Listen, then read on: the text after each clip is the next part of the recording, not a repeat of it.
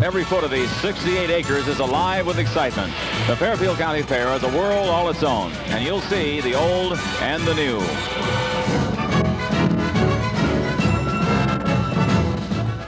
Since 1851, hundreds of thousands of men, women, and children have looked forward to Fair Week at the foot of Mount Pleasant. Agriculture is so deeply rooted in Fairfield County. That is really where, life started. That is what was sort of the center of life in this county with all our rich fair fields, as they called it. And that impacted the lives of all the people here. And so to me, that's the centerpiece of our early history. And the fairgrounds is a good place to capture and hold on to those memories and that history. The fair is so important because for 175 years, it's brought generations of people together to celebrate our values, just our community. And people love that. And we love that as a Visitors Bureau. We have new people coming in, experiencing our community. I look at the buildings, I look at the log cabin, I look at the grandstand, I look at the buildings along Fair Avenue, and I say to myself, what beautiful buildings. I say to myself, it's nice that I can help take care of them. I say to myself, it's nice that Steve Eversole and Dean Miller also takes good care of everything on the fairgrounds. Of the years you can look back on, and as they go along and we count them one at a time for this fine operation, would there be a certain era, a certain year you could pick out as a real favorite? Actually, the war years were the hardest for us. Why would that be, Mr. Owen? The shortage of transportation, labor. Actually, the exhibits were very scarce, concessionaires were scarce, everything was hard to get. Related problems for those attending, in other words. Definitely. Mm-hmm. All right, Mr. Alton, what about your philosophy of life now? Really, what makes the Fairfield County Fair? What really makes it what it is today? It's the participation of the community. Everybody working for one goal. And that's the Fairfield County Fair. People make the fair.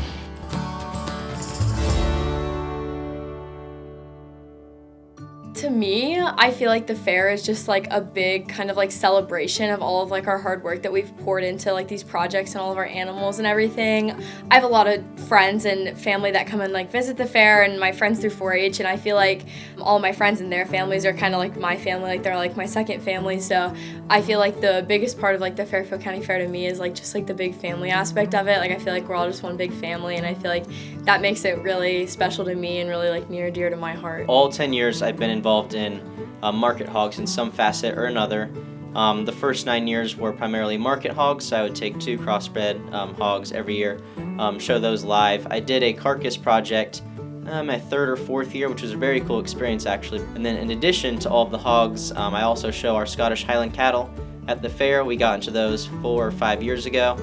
So we've been taking them to the fair for the last 4 or 5 as well. I always like to invite my friends over to the fair in the evenings because we unfortunately don't get the week off or any days off during the fair because we're in Pickerington.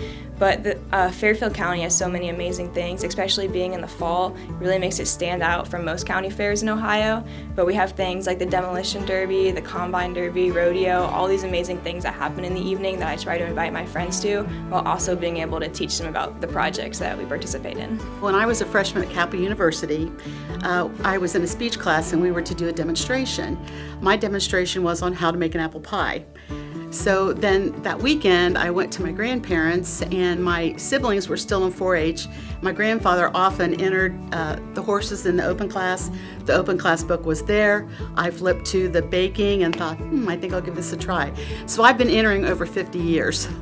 It feels like home in a lot of ways because I remember going with all of my family. I mean, I'm an only child, but I have a lot of cousins and grandparents, and I was fortunate that they were all, living and growing up. And it's something you just do. If you're from Fairfield County and you're a native, you just do it.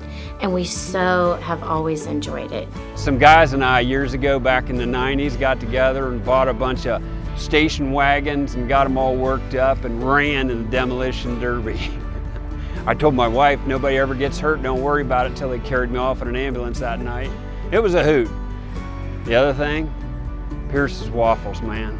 I mean, you've got to go to the bottom of the grandstand right there by the ticket booth, and you've got to get a sugared waffle from Pierce's. My granddad actually started exhibiting at the fair in 1912, and we've been at every fair since then. Then probably in the 1940s, early 1940s, Granddad came up with this recipe, and it's his own recipe made from scratch for sugar waffles. And they're a treat that really are only known in Pennsylvania, Ohio, Indiana. So yes, they're still made from scratch using Granddad's secret recipe, modified only to the extent that when it was not written down until the year before he passed away, and my uncle had retired and come back to help at the fair.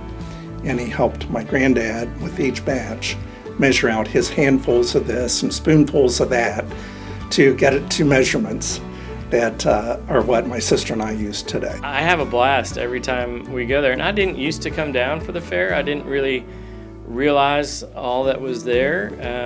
In over the last 7-8 years as I've been a commissioner, we so look forward to Fair Week, and we pick out different things that we want to come down for, and you got to go get the sugar waffles, and just all the things like that are really unique to this event. I think anybody who comes once is hooked. And I might be old-fashioned, but as a kid and then now as a grown-up, my Fair Week is not complete until I walk through the art hall to see all of the old displays, the produce, the baking stuff, the Grange displays. It's elaborate. And so Art Hall's number one, and I always make a pilgrimage to the Brown Cattle Barn because it is so unique, it can't be rebuilt. No other fairgrounds has it. Well, what really makes it special, it's the very last fair of the season. When I look at some of the other fairs that are in midsummer and whatnot, that's not what fairs are about. The fairs are about when you get into the cooler temperatures and the transition between summer and fall. Fairfield County Fair is not only the last fair of the season, but it's the best fair of the season.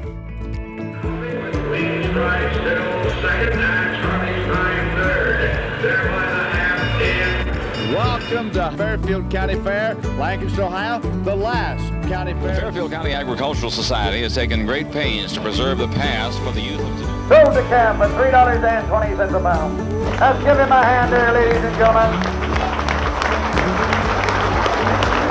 In particular, ladies, 10 young ladies, and you know that we're all going to be okay.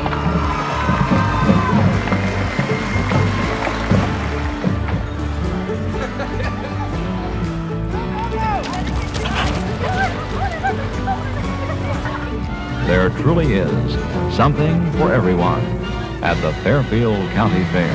To me, it is, with Mount Pleasant as the background, is one of the most beautiful and historical fairgrounds in the state of Ohio.